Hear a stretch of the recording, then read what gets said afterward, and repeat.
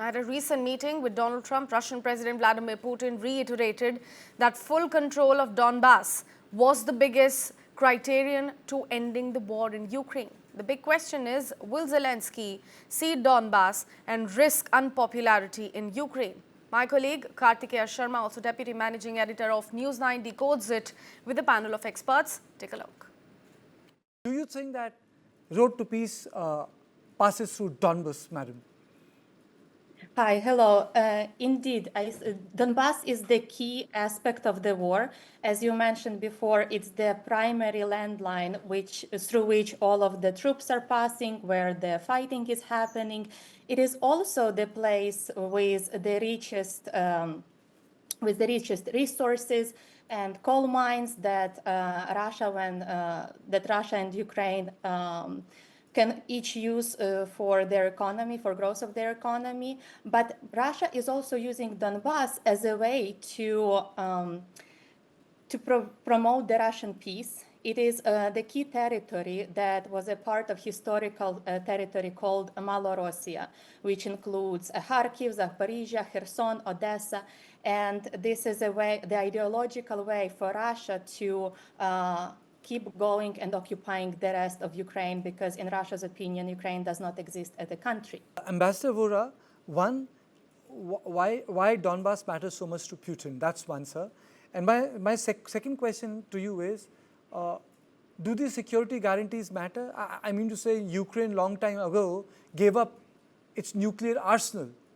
No one helped Ukraine when Russians invaded them. I mean to say, as an outsider, these guarantees look meaningless. All right, thank you very much, sir. Can you hear me? Yes, sir.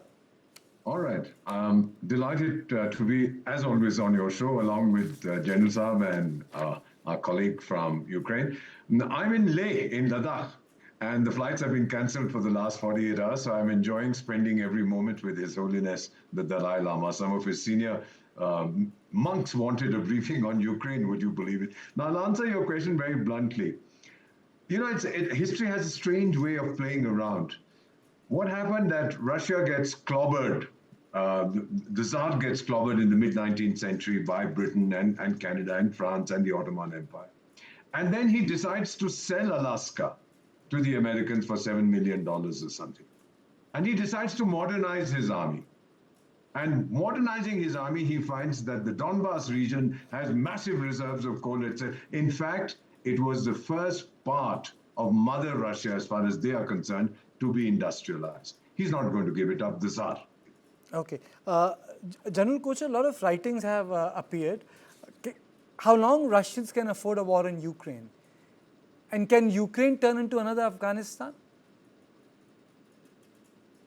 A very interesting viewpoint which has been expressed by Ambassador Vora.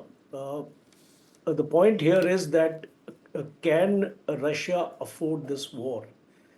No nation, how big it is, whatever big it is and whatever amount of resources it has, can sustain a long war without affecting its economy, without affecting its military power. Why Russia has been able to sustain this war is because he has a weak opponent in front of him who is not able to sustain the war the way the Russians can do it.